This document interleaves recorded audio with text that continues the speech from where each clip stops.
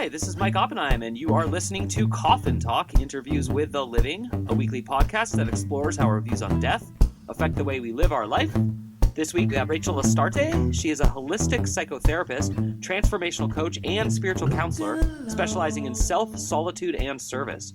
She works with people in midlife who have been called to solitude to do deep psycho-spiritual work and guides them towards polishing the gem of their true selves towards mentorship in our evolving world. She's also the author of a book, Celebrating Solitude, How to Discover and Honor Your Highest Self, and she hosts a podcast, Self-Talk with Rachel Astarte. Sounds like a perfect guest for Coffin Talk, so with no further delays, Rachel, how are you doing? I'm doing well, Mike. Thank you so much for having me. Of course. It's really cool to have you on. We've never had anyone like you, which we're always looking for, so I'm sure you get that a lot. And of course, in addition to asking you to define what a holistic psychotherapist is a little more, and other questions, we always ask our guests, how old are you? Where did you grow up? And what generation, if any, do you consider yourself a member of? All good questions. I'm 53. I grew up, I was born in Illinois, but I was only there for about 3 to 6 weeks. I think it was 6 weeks. And then I moved to New York State, upstate. And I've essentially been a New Yorker my whole life. I lived upstate, moved down to Manhattan for a big chunk of my life. Now I'm in Rockland County. But I did live in New Mexico for a while, and Boston and India and a whole bunch of places. So, but I do consider myself a New Yorker. And well, technically I'm Gen X. And you know, if we're gonna classify that, yeah, that's what I fall into. Do I feel like I belong? I mean, sure. I mean, my generation has seen so, you know, we went from like rotary phones and pre-ATMs to where we are now. So we're pretty resilient, you know. And so I still very much, you know, cassettes and CDs and, you know, vinyl in there too. And now we're back to vinyl and digital. So all of this exciting stuff has happened so far during my lifetime. But do I identify? I identify with what we've gone through, but I don't really consider myself of a particular era or generation. Yeah, that's a good answer, and I like that. And we don't get a lot of Gen Xers, and it's partly because we, you, are a small generation. And I say we, you, because I'm technically at the end of it. I'm also technically at the beginning of millennials. I don't belong to either, but I saw most of the things you said, skipping rotary except at my grandparents' house. But the reason I ask it as a question is I do feel like people talk about culture wars and generational crises, so I'm trying to actually bridge how much none of us really buy into that BS, or, you know, a few people do, but so I love your answer. And then I also heard, just coincidentally today, a fellow Gen Xer talking about being a Gen Xer and how they're rewriting their own reputation as they get older. And I thought I was laughing because originally Gen X was called the slacker generation. And the idea was that, like, we weren't into work. But now with the current labor crisis, they're saying that we're very much into work. Yeah, I agree. Definitely. I mean, and I love the idea of, I think every generation should be able to rewrite. Well, that's like the whole basis of what I do is throwing away labels. You know, yeah, that's a big part of it. It keeps us really stymied in our lives, you know. From a cultural perspective, I get it. I understand it's nice to sort of organize and categorize. Our brains love to do that, but yeah. Well, yeah, I would love to know, first, just a quick, by your words, definition of what exactly a holistic psychotherapist is. And you could even break down psychotherapist, too, for our listening audience, because I think it's always interesting. And then once you get that definition going, we can kind of get into how you got into it and what you do. Sure. So a psychotherapist is someone who works with mental, you know, the mental mind, you know, psychotherapist, psyche, the mind, and therapy, of course, is healing, right? So we're healing the mind. When I do as a holistic psychotherapist, I add the other very important two elements in there, which is the mind and the body. So we're working with mind, body, and spirit, and they all are essential in, you know, who we are as a person, how we function, and each of them have very important roles in our lives to be in alignment with each other, so that we can function in the best possible way in the world that we live in. So we might bring in meditation, we might bring in some whatever. I ask my clients all of them in the first time we speak what their spirituality is. So I work with very religious people, and I also work with people who are absolutely anti-religion. I work with spiritual people. I teach a course. I also teach as a online faculty member at a healing school for healing healers. And I teach a spiritual traditions course, and so I feel really comfortable switching back and forth between a number of different religions and using that language. To me, it's all the same one way or another. So there's the spiritual aspect of who we are, how we show up in the world, what our place is. And then we have the physical part of our body. Our bodies are allies. They're here to serve us and work with us. And so we use the body that way, doing somatic work and working with the vagus nerve and working with movements and that kind of thing. And then, of course, there's the mind, which is your traditional psychotherapist. Let's find out what unhelpful beliefs you might be carrying or behaviors you might be doing that are keeping you from being where you want to be. Wow, that was a great answer. Thank you. That definitely answered any of the questions I would need to know before we can get more in depth into it all. I think the other question I want to ask that's just kind of like random but is associated to me, the name of your podcast is Self-Talk. Is self-talk literally like talking to yourself, and does it have to be out loud or internal? Or is that like necessarily a good or bad thing to do? Like what does self-talk mean to you? That's a great question. So self-talk originally, the podcast originally started for my therapy patients who wanted to be able to stay in touch with the stuff we were working on in between sessions. So the way we speak to ourselves internally is really where is the common understanding of what self-talk means. But of course, I love double entendres as a writer. So we also just talk about the self and how to show up. So it's both really. And in terms of talking to yourself, I am a huge proponent of out loud talking to myself. I do it all the time. I have ongoing conversations with myself on a regular basis. And I do find it to be extremely therapeutic. So I highly recommend people try it if you haven't.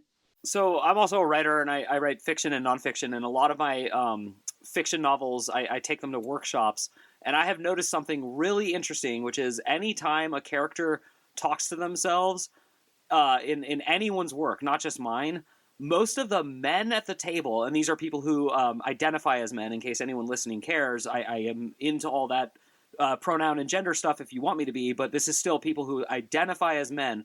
They say, no one talks out loud, that's BS. And then women, people who identify as women, always say, yes, we do, we talk out loud. And I can tell you personally, I've never talked out loud to myself, but I do talk internally out loud to myself. Have you discovered anything like that? I mean, are you willing to comment on that at all? I haven't. That's news to me. And it's interesting that you mention it in a fiction workshop. I just finished a novel where my goal was to have the character talking to herself, and I was going to do it in a different font, and it just failed miserably. So it just looked terrible. It was trying way too hard. So, because I really wanted to bring that across, is that, yeah, we talk to ourselves out loud, and it flopped. But I've never heard that before. That's really interesting that men would say, I don't talk to myself out loud, and women do. Interesting. Yeah, it was a weird thing, and none of the men say we don't talk to ourselves internally. So everyone agrees that to be human is to have kind of some extent of an inner monologue that talks to itself. And so back to your career and your brilliance, when you mentioned that the body is here to serve us but also work with us, I have issues not with what you said, but I have issues sometimes with my body, my ankle will randomly hurt, and I don't think I did anything to deserve it, quote unquote. And then I want it to heal faster, and it's not healing faster. Do you believe that there's definitely a mental connection to not only experiencing an injury, but also into how quickly it's going to heal? Well, I think they're definitely related. Absolutely. Can you think your way out of cancer? I don't know if that's true. Maybe some people can. I don't have all of the data in front of me, but I do know, if we have an ailment, it really does help to sit with it. What's going on? Tell me what's happening with you. There were times, I remember this was a while back, but I had broken my foot, And same, same as usual. You go to the doctor, I got the boot, whatever. And they said, take your foot out of the boot for a couple of hours at night. And instinctively, I remember holding my foot as though it were a tiny little baby. And the tears would just come, not because I was in pain, but because I realized my body was telling me that it was hurt. And so I did what I could to soothe it. And there's this connection between a wounded part of yourself and the whole, if we're all like fractal beings, even a tiny part of us is the whole of us. So to be able to communicate with your body in that way, to, even if you can't heal it, to just say, I'm so sorry you're hurt. And let me just put the salve on it, or, let me hold you for a second, or massage a tight muscle, or whatever it might be, rather than saying, this thing has happened to my body, I feel betrayed. It's a different way to interact with the vessel that carries your spirit around. Yeah, totally. And so, ontology is the study of the state of being, the philosophy of the idea of being. And so obviously if you're going to mention spirituality, my brain immediately goes to ontology. Rene Descartes is not an ontologist at all, but he said, I think, therefore I am. Where are you between these two famous ideas? And like, how do you justify it to anyone, since technically speaking, the experience of being is really the only evidence of the experience of being? And that's fine too. So what we're really talking about here is, and I talk with my son about this all. He's 12, so we have these in-depth conversations about the nature of being. I know, because he's awesome. A strict atheist, and I'm, so I'm an animist, and there's spirit and everything. We're having lovely conversations about this very thing. So I don't claim to have all the answers, but from my view of things, the way that I joke about it with him is, this is all a video game, right? It's what we are seeing. And then of course we're looking at physics too, right? We're looking at superpositioning. It's like, as we look at something, the way that we see it, in other words, what we're testing for is what we see. Is it a particle? Is it a wave? Is it a particle? Is it a wave? Well, it's whatever you're testing for. And so in that regard, I think, therefore I am, great. If that's what you are seeing, if that's what your position is, then that is your reality, which is a beautiful thing, because it allows for so many different avenues of experience of this life. I'm not sure if that answers your question. I mean, it answers it definitely to the extent that I would believe anyone could answer such a vague and weird question. But I love the interaction between you and your 12-year-old son. So I'd actually like to follow it up with, since you discussed that, I'm assuming you've discussed what the show is about, which is death and how our views on death affect the way we live. So I'd like to cobble together the actual traditional question of the show, which is, I'd love to hear your answer to what do you think is going to happen when you die. But then I'd also like to know what you and your son discuss about death, since you're his mother. And naturally, that's going to be a huge issue for him as you get older and he gets older. Yeah. Okay. So the first question is, what do I think is going to happen after we die? I take a scientific approach to this to start, which is that energy never dies. It just changes form. So with that can lean beautifully into a Buddhist perspective, right? So then really the only challenge we have is to let go of attachment. Right. So there will never be, Mike in his Mike-ness, Rachel in her Rachel-ness. That will go. And so what a beautiful dance we have on this earth in this energetic iteration that we got for a few decades. So yeah, you change form. That's science. You can't really, that one we know. What happens to us spiritually, I love that absolutely no one knows. Isn't that amazing? It's the one thing that we're most sure of in the world, the moment that you're born, that at some point your life will cease. And we don't talk about it. And lots of people have experienced what they've experienced, and it certainly adds to the story of what possibly could happen. But we won't know until we get there. And I love that. I love that mystery. But in terms of our energy, our spirit, if we're going to talk about it in that way.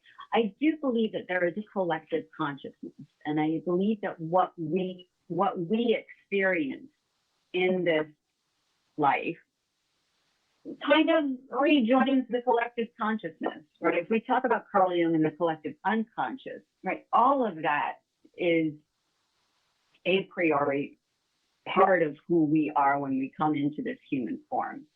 So I believe that that works for consciousness as well, that, you know, there is a way that there's an organization, you know, when we look at fractals, when we look at the mirroring that happens in nature. For example, the way, this is a very basic one, but the way a walnut looks like a brain. And as it turns out, walnuts are really good for your brain. You know what I mean? So it's like nature speaking to us, right?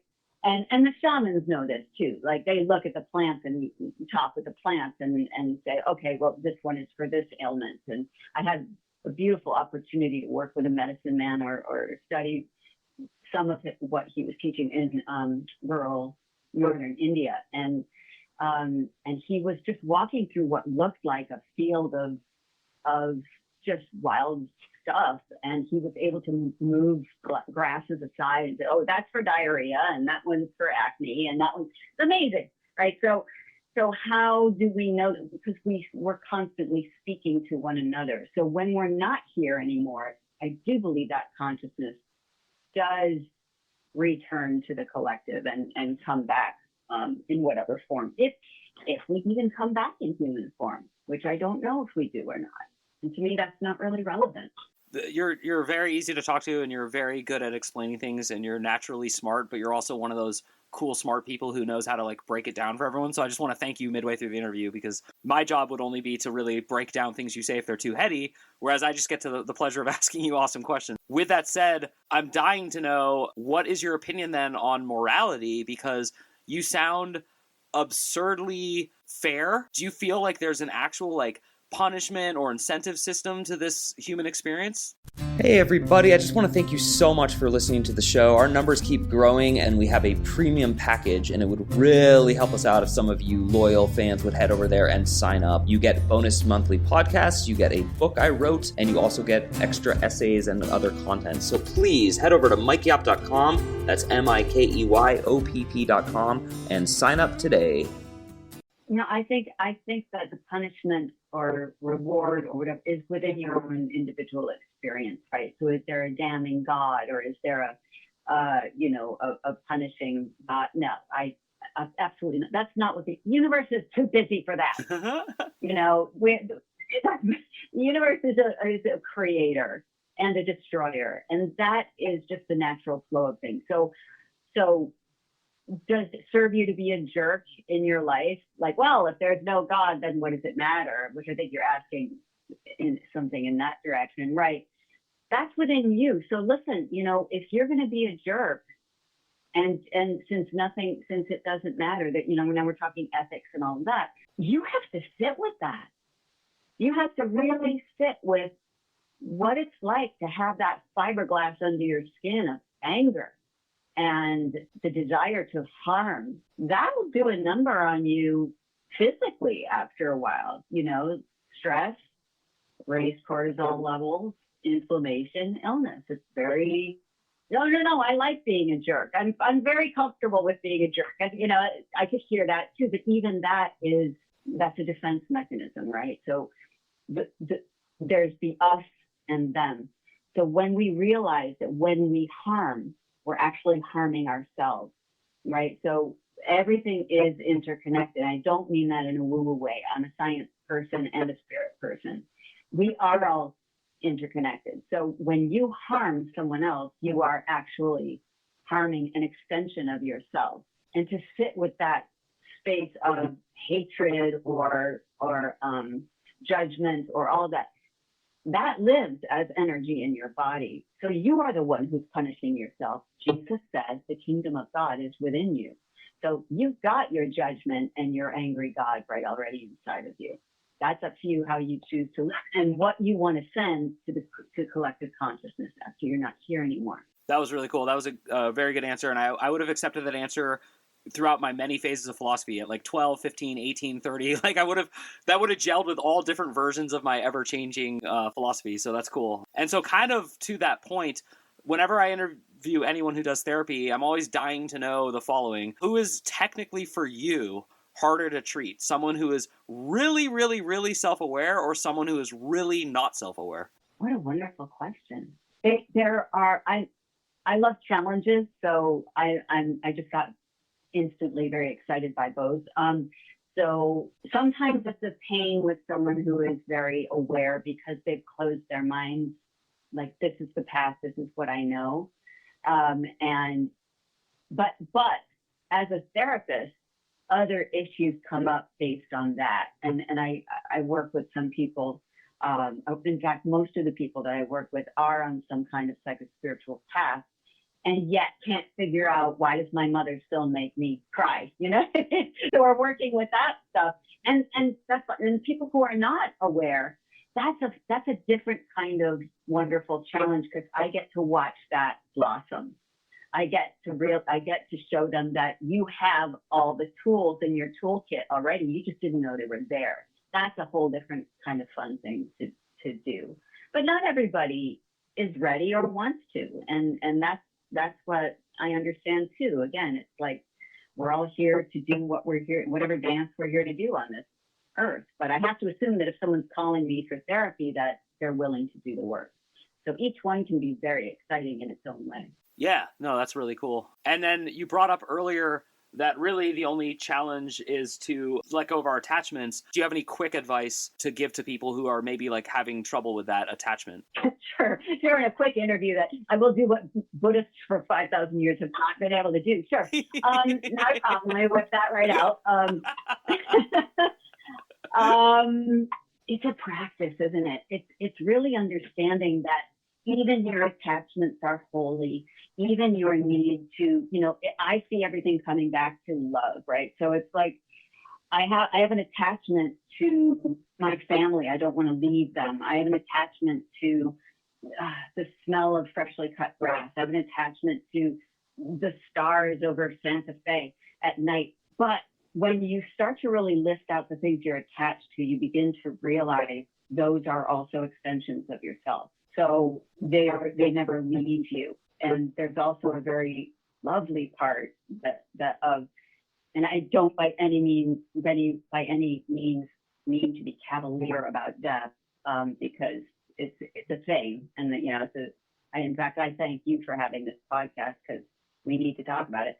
But what the things that we are attached to are really just facets of what makes the whole so beautiful.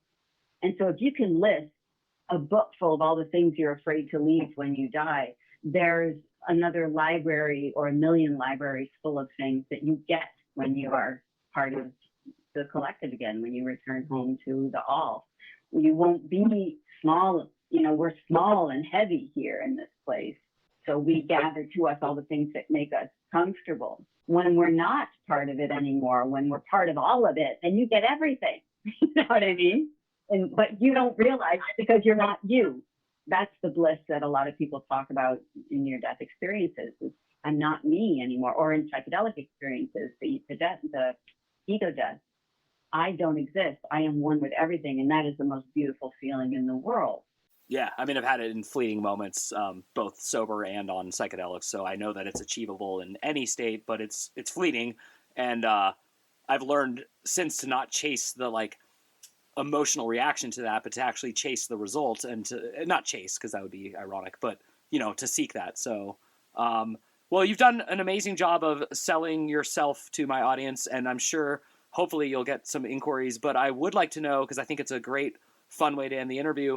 What do you consider your greatest success story? And it doesn't have to be in therapy, just in your own life or through therapy. My kid, I mean, that's such an obvious one, but he amazes me every day. I had one child late in life. I was 40 when I had him. And so all of your listeners are doing the math because I just said I'm 53. He's turning 13 in April. Anyway, I had this very interesting postpartum with him, which was I felt very guilty for bringing him to this heavy place. Wow. Because he was a spark of the universe and I brought him here and I cried and cried and cried and breastfeeding and crying and I'm so sorry I brought you here. And he's, and he was just he cried a lot as a baby, but my mother always says, because he's so smart. Well, he's frustrated because he can't communicate. But what ended up happening was I started to feel as though he wasn't mine, that he belonged to I was his caretaker and he came from somewhere else, right? And I think that helped me a lot to realize that what a beautiful thing. I did create this person in my body and yet he's infused with his own spirit. And I get to be around that. So that's kind of cool. So that would be the easy answer. I had my second child she was born when I was 40, and I would like to have one more with my wife. So, I'll be 41, 42 when that child hopefully is born. So I loved the way you described it, but I've also had the exact same thoughts with my first son as well. And it's a strange feeling, but I do like the way you pulled it all together. I don't know. I always thought about even if my son or daughter were to end up being depressed and suicidal and God forbid were to act on that, I still don't think I was a bully to give a chance to a soul or whatever it is. So I like the way you answered that. I thought that was incredibly sensitive, intelligent, and honest. Would you like to share another success story from your career? Rather than calling it a success story, I would say that I have been very appreciative of my work ethic. That I always feel like I have a purpose, and whatever that looks like, whether, because I started out in the arts, so whether it was writing or acting or whatever, but my career has evolved as in a necessary way. And I actually wanted to share this only because I think other people would benefit as well. Sometimes we think that we have made a career change, or we started down one path and we didn't like it and we went somewhere else and we feel like maybe we're a jack of all trades or whatever. I say you are crafting the person that you're meant to be, and every experience that you have culminates into whatever it is that you're designed to do. So as a psychotherapist, if you told me when I was 21 and trying to be an actor in New York City that that's what I was going to be doing, I wouldn't be able to understand how the two are connected, but now I do, because you have to have a sense of presence and a voice and to be able to listen to other people the way you listen to other actors in a scene. So that's what I'm trying to say, is just all of the different things that I've done bringing me to here, and my life and my career continues to evolve, which I'm very grateful for.